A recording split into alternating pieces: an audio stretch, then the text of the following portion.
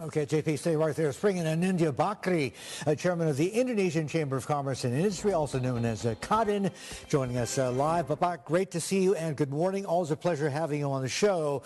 I wish it were under better circumstances. I have to ask you, though, you would probably know yourself and your members, corporate Indonesia basically must be biting their nails right now with less than 15 minutes to go before the market opens. How bad do you reckon it's going to be? Many of your companies are listed, obviously. First of all, thank you very much, Martin, JP, and Sherry, for having me here. First of all, this is an interesting way to start the week after the Eid holidays, like you mentioned. But let's bear in mind that we have seen this before in 2016, 2020, maybe a little bit different in terms of scale and style. But look at Indonesia right now. In terms of the foreign reserve, we have about $140 billion foreign reserve. And we have surplus in export every month, $2 to $3 billion. And of course, economic growth of 5% and inflation intact. So I'm not saying by any means that this U.S. proposed import tariff is not meaningful. It's meaningful because U.S. is Indonesia's largest trading partner. Last year in 2024, we exported $28 billion of goods, especially in footwear, electronics, apparel, and homeware. And we have surplus of $18 billion 2024 with the U.S. So yes, this is something of meaningful, but we have to see it in a proportional basis. And I think that's how the government is seeing it at the moment. Okay, so you're basically saying, Bapak, that Indonesia, in terms of fundamentals, is in much better shape. And two, Indonesia has been through crisis before. So, this is in some sense, or at least in one sense, nothing new.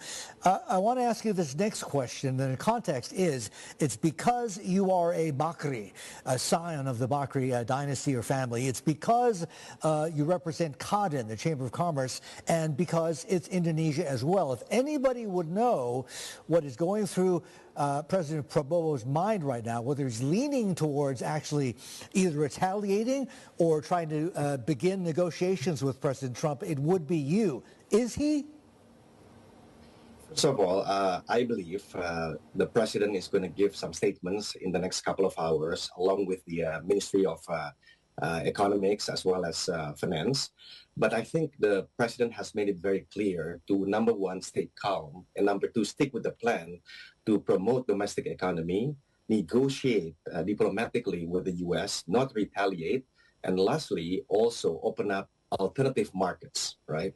I believe this is the way to go with the U.S. being the largest trading partner of Indonesia.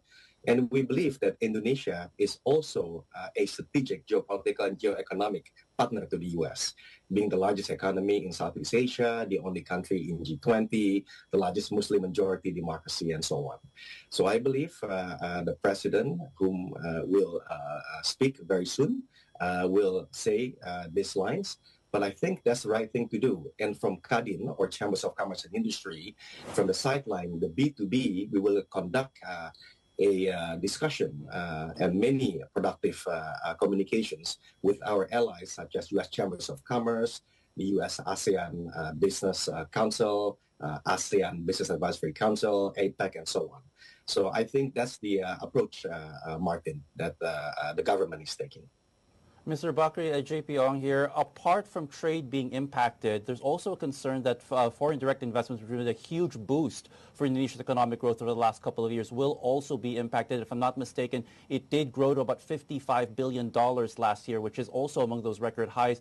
Are there concerns now that perhaps some of these investments and pledges that are being pledged to Indonesia might be put on hold while we try to sort out a lot of the uncertainty that's been raised by these new tariffs and the retaliatory tariffs, it seems, coming from China as well? First of all, JP, this is not to be taken lightly by any means, right? So we have investments coming into the country up to $100 billion, even more than that last year, and half of it, even more, is coming from FDI, as you mentioned. So we have to continue to go the path of deregulation. We have to continue to boost investment attractiveness. For example, we want to improve the high capital output I-4 ratio from 6% to optimally 4% and so on.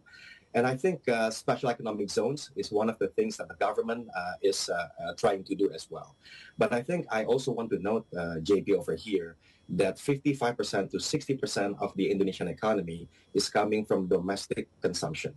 So the efforts of Mr. President Prabowo to focus on the initiative that boosts domestic economy is also a way to attract investments, because if the economy is growing 5% and the inflation can be intact, I think that is a nice environment on top of the certainty of law that will induce a lot of FDI coming to the country.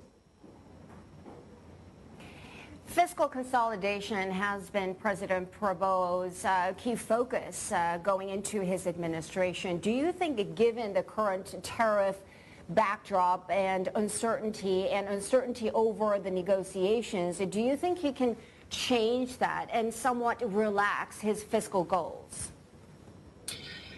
I think this is an opportunity, Sherry, to actually focus again on deregulation, making sure that we improve the investment climate, but most importantly, to go up the value chain in terms of the downstreaming of the critical industries, right? As you know, Indonesia is blessed with natural resources below the ground, and above the ground, we have opportunities to do renewable energy. So when we talk to the U.S., for example, we can focus also on the critical minerals that we have. As we know, we have 40% of nickel reserve, for example. On the other hand, the U.S. has the advantage of the oil or LNG or aviation that may be attractive for us to work on the trade balance.